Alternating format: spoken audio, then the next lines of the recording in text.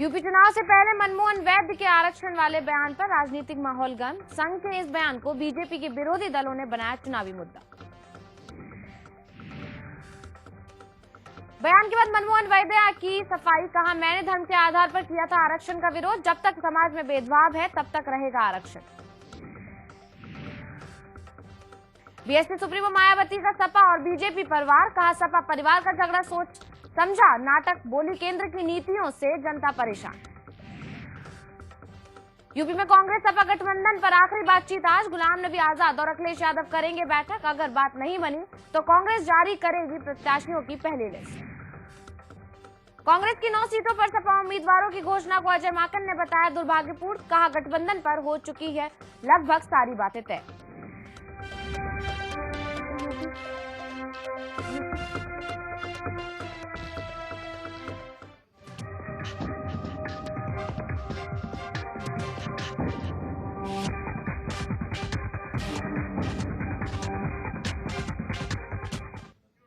नमस्कार, मैं हूं अंशिता श्रीवास्तव और आप देख रहे हैं ओके इंडिया। बढ़ते हैं खबरों की तरफ और इस वक्त की बड़ी खबर आ रही है कि यूपी में जो गठबंधन की खबरें चल रही थी इतने समय से, वह आज उसकी तस्वीर आज पूरी तरह साफ हो जाएगी।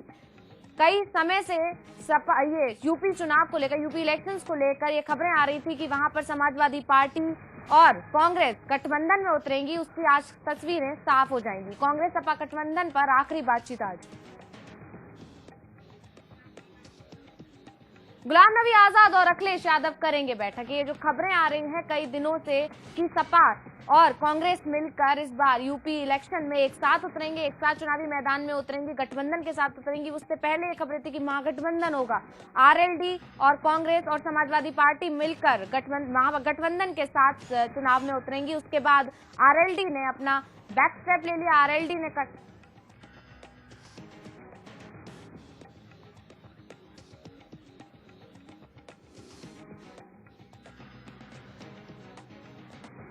सपा और कांग्रेस के बीच जो गठबंधन होने वाला था, कई समय से जो खबरें आ रही थी कि सपा और कांग्रेस गठबंधन के साथ चुनावी मैदान में उतरेंगे, उसमें अब एक पेच फंस गया है। चुनाव लिस्ट जो दायर कर दी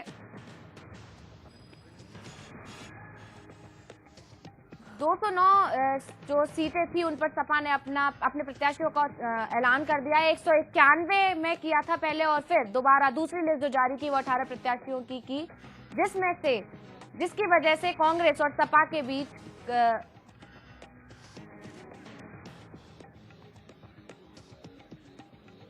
और जिसमें से 9 सीटें जो ऐसी हैं जिस पर सपा ने अपने प्रत्याशी घोषित कर दिए हैं, लेकिन उस पर पहले से ही कांग्रेस के विधायक मौजूद हैं। ऐसे में गठबंधन की जो अटकनें थी उन पर उसमें झटका लग गया है और ये कांग्रेस इस मुद्दे पर कुछ और बोलना नहीं चाहती है और सपा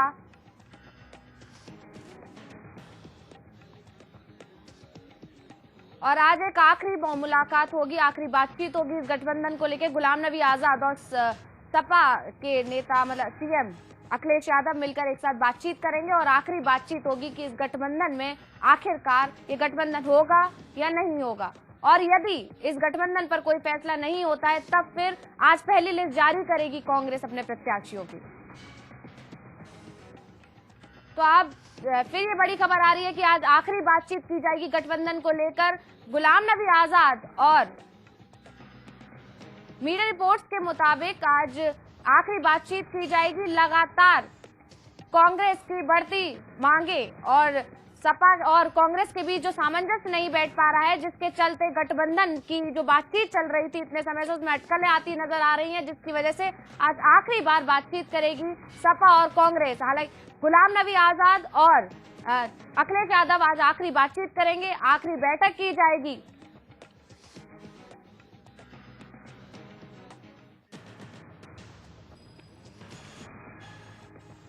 और इस खबर पर आगे की जानकारी के लिए हमारे साथ जुड़े हैं शशांक श्रीवास्तव, हमारे संवाददाता। आइए जानते हैं उनसे। जी शशांक, बताइए ये आप किस तरीके की, अब क्या बातचीत हो सकती है आज इस बैठक में, जो ये बातचीत आ रही है सामने कि आज गुलाम नबी आजाद और अखिलेश यादव आखिरी बातचीत करेंगे, तो उसमें किस तरीके के मुद्दे उठाए जा सकते हैं और क्या रिजल्ट आ सकते हैं?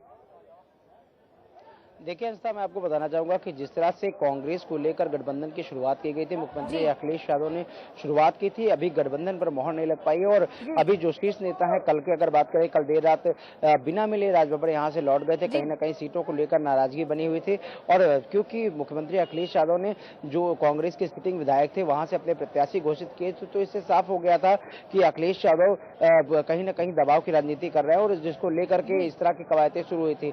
और जिसके बाद में आज कांग्रेसी नेताओं के मिलने के कयास लगाए जा रहे हैं कि कांग्रेसी नेता चाहे गुलाम नबी आजाद और राजबब्बर शायद मुख्यमंत्री अखिलेश यादव से मिल सकेंगे। मैं अपने कैमरामैन से कहूंगा अजता सबसे पहले दिखाएं कि हम लोग मुख्यमंत्री आवास के बाहर है। मुख्यमंत्री अखिलेश यादव ने कुछ कार्यकर्ताओं को मिलने के लिए बुलाया, वहां पर होड़ लगी हुई है कि वो कार्यकर्ता अपने मिले। और आइए, आचार संहिता के बाद में पहली और आखिरी मीटिंग हो गई जिसमें कार्यकर्ता मुख्यमंत्री अखिलेश यादव से मिलेंगे, जहां एक तरफ जनता दर्शन कार्यक्रम चल रहा है। जनता दर्शन कार्यक्रम के तुरंत पहले ही उन्होंने मिलने के लिए बुलाया था महिलाओं को, और जो दूर दराज से क्षेत्रों से जो नेता आए थे उनको मिलने के लिए बुलाया है।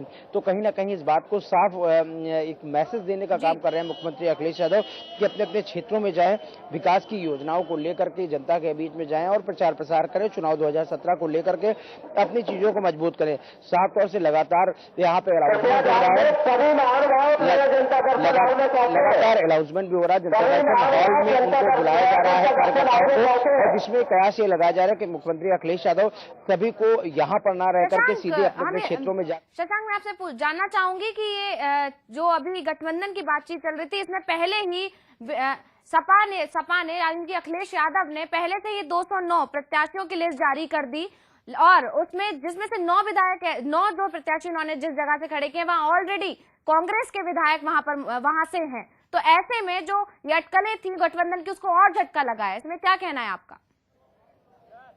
निश्चित तौर पर ऐसा मैंने आपसे पहले भी बताया कि दबाव की राजनीति में अखिलेश यादव साफ तौर से नजर आ रहा है, क्योंकि 12 बजे का कल राजबब्बर ने समय दिया था, और 12 बजे जब वो यहाँ पे न पहुंचे, 1 बजे उनका आना हुआ, फिर उसके बाद 5 बजे, तो लगातार जब वो 12 बजे नहीं आए तो 12 बजे पहले सूची जारी करके अखिलेश यादव ने इस बात को स्पष्ट कर दिया कि वो पूर्ण बहुमत से सरकार लाने के पक्ष में है, और अगर कांग्रेस उनके साथ हाथ मिलाना चाहे तो मिला ले। उसमें 4 लोगों के नाम थे, और सेकंड सूची की अगर बात करें तो सेकंड सूची जो उन्होंने 18 लोगों की जारी की थी, उसमें भी मंत्रियों को अपनी तवज्जो दी थी। तो कहीं ना कहीं कहना गलत नहीं होगा कि कांग्रेस से जो गठबंधन था उसमें ये जो दबाव की राजनीति, ये जो सूचियां है, वो कहीं ना कहीं किसी का दबाव है नहीं, वो तो पहले से अपनी लिस्ट जारी कर रहे हैं। पहले उन्होंने 191 लोगों की लिस्ट जारी की। अंशता मैं आपको बताना चाहूंगा कि 191 लोगों की जो लिस्ट जारी हुई, दबाव की राजनीति का सेंस मेरा ये है कि कांग्रेस पे प्रेशर क्रिएट करके कि अगर गठबंधन करना है तो अभी आपके पास समय है, गठबंधन आप कर सकते हैं। इसी को लेकर के अखिलेश यादव ने दबाव की राजनीति कांग्रेस के ऊपर दबाव बनाने का प्रयास किया है कि जो करना है जल्दी कर लें, नहीं तो मैं सूचियां जारी करूंगा। और साफ तौर पर उन्होंने इस बात का मैसेज भी दिया अंशता कि जो सिटिंग विधायक है, 9 विधायकों की जैसे बात की है, तो 9 विधायकों को उन्होंने 9 विधायकों की जगह पर समाजवादी पार्टी के प्रत्याशियों को खड़ा करके इस मैसेज को कर दिया कि अब कुछ नहीं होने वाला है, कि अगर आपको गठबंधन करना है तो कर लीजिए, अन्यथा वो तैयारी पर है, फुल फ्लैश तैयारी पर है, वो लगातार सूचियां जारी करते रहेंगे, जिसका प्रमाण ये आई हुई 2 सूचियां, और आज संभवतः तीसरी सूची भी समाजवादी पार्टी जल्दी जारी करेगी, जिसमें अन्य जगहों के नाम होंगे। फिलहाल अभी गठबंधन के जो कयास लगाया जा रहा है, इसमें गुलाम नबी आजाद और राजबब्बर का इंतजार किया जा रहा है कि वो आएंगे, क्या बातें होंगी, किन शर्तों पे क्या नाम है कि सहमत बनती है। शशांक, सूत्रों के हवाले से खबर आ रही है कि प्रियंका गांधी भी इस गठबंधन को लेकर एक्टिव हो गई है। निश्चित तौर पे कल शाम की जो दिल्ली में बैठक हुई, इसमें प्रियंका गांधी, राहुल गांधी दोनों लोग मौजूद थे, और साफ तौर से गुलाम नबी आजाद भी दिल्ली में ही थे। और यहाँ से राजबब्बर को जाना था, लेकिन वो देर रात तक यहाँ पर बने रहे, और 8:30 बजे यहाँ से वो दिल्ली के लिए रवाना हुए। तो कहीं ना कहीं इस बैठक में राजबब्बर को भी शामिल हुआ था। राजबब्बर यहाँ पर नहीं आए, मुख्यमंत्री से मिलने की बात कही जाए थी, लेकिन उस पर पूरी तरीके से विराम लग गया। जब 8:30 बजे फिर से वो दिल्ली लौट गए। बैठक में क्या हुआ, किस तरह के निष्कर्ष लिए गए, क्या समाजवादी पार्टी का कांग्रेस दामन थामेगी, या नहीं थामेगी, क्या कांग्रेस की पहली सूची आज जारी हो गई, इन सभी अटकलों से अभी थोड़ी देर में ही पर्दा उठने वाला है। साफ तौर पे अखिलेश यादव भी अपनी पूरी तैयारी पे है और वहीं दूसरी तरफ राजबब्बर और जो शीर्ष नेता है कांग्रेस के जिस तरीके से उन्होंने जो लिस्ट जारी की है और दोनों ही लिस्ट में उन्होंने कई विवादित प्रत्याशियों को जगह दी है अखिलेश यादव ने, जिनका पहले से उनको नहीं, यहाँ शिवपाल यादव हुए और कई ऐसे विवादित हैं जिनको वो नहीं रखना चाहते थे।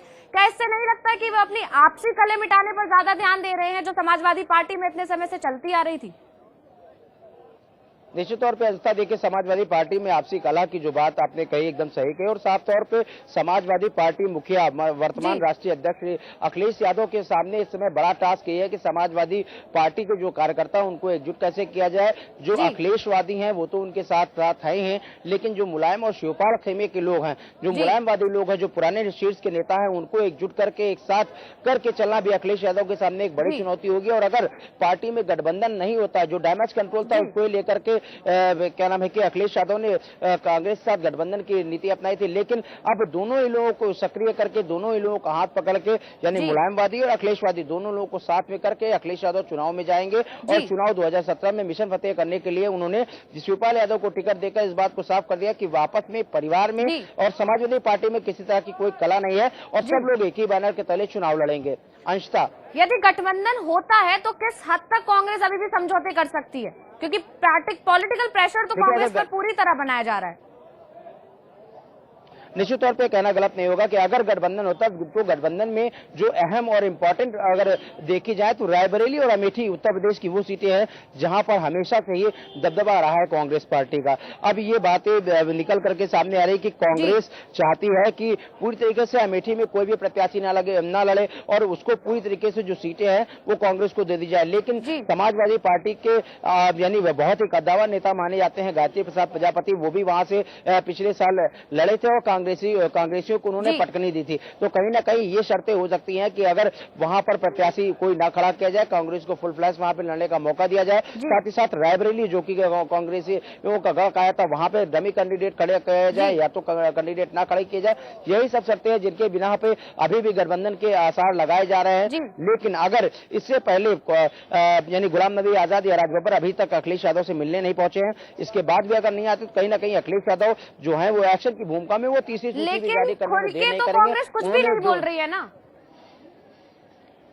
देखिए, इस समय जो कांग्रेस के आगे स्थितियां है वो गुड़बरी हसिया वाली है कि समाजवादी पार्टी उसके लिए गुड़बरी हसिया हो गई, ना वो लीड सकते हैं और ना ही वो उगल सकते, क्योंकि लगातार जिस तरह से गठबंधन की बात आई थी, गठबंधन की हवा चली थी, लगातार जो शीर्ष स्तर के नेता थे, चाहे गुलाम नबी आजाद की बात कर लें, चाहे राजबब्बर की बात कर लें, उन सब ने कहा था कि अगर समाजवादी पार्टी से बात करती कहीं ना कहीं उनको लगता है कि गठबंधन हो जाएगा और गठबंधन के पक्ष में भी नजर आ रहे थे। लेकिन जिस तरह से अखिलेश यादव की पहली सूची का जारी करना, किरण नंदा का बयान देना, राजा भैया का अनुकंपा वाला बयान देना, ये सब चीजें एकदम साफ तौर पे बता रहे हैं कि समाजवादी पार्टी फुल फ्लैश अपने 403 विधानसभा सीटों पर चुनाव लड़ने के लिए तैयार है और उसे शायद अब कांग्रेस की जरूरत नहीं, क्योंकि अगर कांग्रेस को वो लाएंगे तो अपने शर्तों पर लाएंगे, अपनी सीटों पर लाएंगे जो वो चाहेंगे, यानी 54+। जिस तरह से किरण नंदा ने कहा था कि 55 सीटें तो हम दे, उनका हक बनता है, बाकी 20 से 25 सीटों पर कंप्रोमाइज किया जाता है, यानी कुल मिलाकर के 80 सीटों का बन रहा है जो पूरा समीकरण है।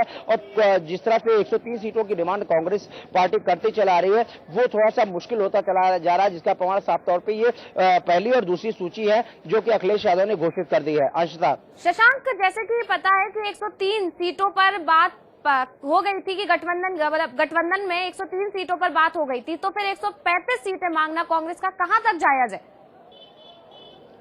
देखिए, इन्हीं सब चीजों को देखते हुए शायद अखिलेश यादव ने यह फैसला लिया, बड़ा फैसला लिया, जहां एक तरफ गठबंधन के तहत दोनों को एक साथ सूची जारी करनी थी, संयुक्त प्रेस कॉन्फ्रेंस होनी थी, लेकिन ऐसा कुछ भी नहीं हुआ। तो साफ तौर पे इससे कयास लगाए जा रहे हैं कि राष्ट्रीय लोकदल और कांग्रेस, जिस तरह का समाजवादी पार्टी के इंटरनल पोल है, जो आंतरिक सूत्र है, उनका कहना यह है कि कांग्रेस और अगर राष्ट्रीय लोकदल एक साथ आती है गठबंधन के लिए, तब तो उनको 110 से 120 सीटें दी जा सकती थी। लेकिन क्योंकि राष्ट्रीय लोकदल ने अपने पहले ही अपना किनारा कर लिया और गठबंधन से बाहर हो गई। तो साफ तौर पे कहना गलत नहीं होगा कि अब अगर गठबंधन होता है तो कांग्रेस के पाले में 80 सीटें ही जानी हैं, जो कि तय मानी जा रही। लेकिन कांग्रेस पार्टी के जो कद्दावर नेता हैं, जो शीर्ष स्तर के नेता हैं, वो लगातार 103 सीटों की डिमांड कर रहे हैं। तो कहीं ना कहीं यही पेच ऐसा है जो फंस गया है, जिसके कारण अभी तक गठबंधन नहीं हो पाया है और लगातार अखिलेश यादव अपनी सूचियां जारी कर रहे हैं। अंशता,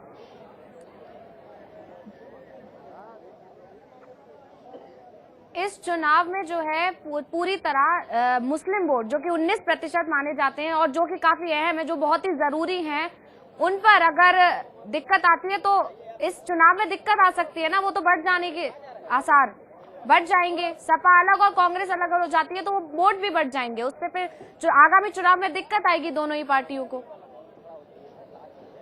देखिए, कहीं ना कहीं ये बात एकदम सही है कि जाति समीकरण की राजनीति पर उत्तर प्रदेश की राजनीति चलती है और उत्तर प्रदेश में जो भी मुख्यमंत्री बनता है उसमें कहीं ना कहीं अल्पसंख्यकों का विशेष योगदान होता है। 19% वोट है। कहीं ना कहीं अगर ये लोग एक बैनर पर लड़ते तो शायद समाजवादी पार्टी को इसका फायदा होता। लेकिन अब जब कांग्रेस अलग लड़ेगी और समाजवादी पार्टी अलग लड़ेगी तो मुस्लिमों का तो मुस्लिम वोटर जो है वो तो बटेंगे ही बटेंगे। साथ ही साथ इसका सीधा फायदा जो है वो भारतीय जनता पार्टी को भी होता नजर आ रहा है। और जिस तरह से वोटर्स की बात करें, बहुजन समाज पार्टी, समाजवादी पार्टी, कांग्रेस और बीजेपी, ये चारों प्रमुख पार्टियां जिनमें वोट बैंक बढ़ सकते हैं। साथ ही साथ AIMIM भी यहां पर उत्तर प्रदेश में चुनाव लड़ने की तैयारी कर रही है। तो मुस्लिम वोटरों की अगर बात करें तो उनके सामने असमंजसता की स्थिति, मुल्ला मुलायम की पैरवी करने वाले जो मोहम्मद थे उनको कहीं ना कहीं पहले, यदि ये गठबंधन नहीं होता है तो ज्यादा नुकसान किसको होगा? क्योंकि सोशल इंजीनियरिंग का पूरा ख्याल रखा है अखिलेश यादव ने। निश्चित तौर पे सोशल इंजीनियरिंग की अगर फार्मूले की बात करें तो सिर्फ अखिलेश यादव ही नहीं, सीधे तौर पे बहुजन समाज पार्टी सुप्रीमो मायावती ने भी सोशल इंजीनियरिंग फार्मूले को अपनाया है और साफ तौर पे इसको साफ किया है कि अगर नुकसान की बात करें तो समाजवादी पार्टी को खासा नुकसान होता दिखाई पड़ा, क्योंकि समाजवादी पार्टी की अंतर कला जो थी वो स्पष्ट रूप से सड़क पर आ गई थी, जिसको देखने के बाद में ये कहना गलत नहीं होगा कि अगर दोनों अलग अलग चुनाव लड़ती, दोनों पार्टियां अलग अलग चुनाव लड़ती, कहीं ना कहीं समाजवादी पार्टी को मुस्लिम वोटर्स का काफी नुकसान भी सहना पड़ सकता है। अंशता, यदि अगर ये गठबंधन नहीं होता है तो खबर ये भी आ रही है कि आज कांग्रेस फिर अपनी पहली लिस्ट जारी कर देगी। निश्चित तौर पे जिस तरह के कयास लगाया जा रहा है, जो आंतरिक सूत्र है उसमें इस बात को स्पष्ट हो गया कि दिल्ली से ही पहली सूची जारी होगी आज कांग्रेस पार्टी के। अगर 2 बजे तक गठबंधन नहीं होता है तो आज कांग्रेस पार्टी भी अपनी पहली सूची जारी कर देगी। साथ ही साथ परसों वो तीसरी सूची जारी करने की तैयारी में है, जिसको लेकर कांग्रेस के उच्च नेता जो सीनियर लीडर्स हैं उनमें मंत्रणा हो चुकी है और साफ तौर पर ये सब चीजें 2 से 3 घंटे में भी क्लियर हो जाएंगे। अंशता, धन्यवाद शशांक हमारे साथ जुड़ने के लिए और हमें जानकारी देने के लिए शुक्रिया।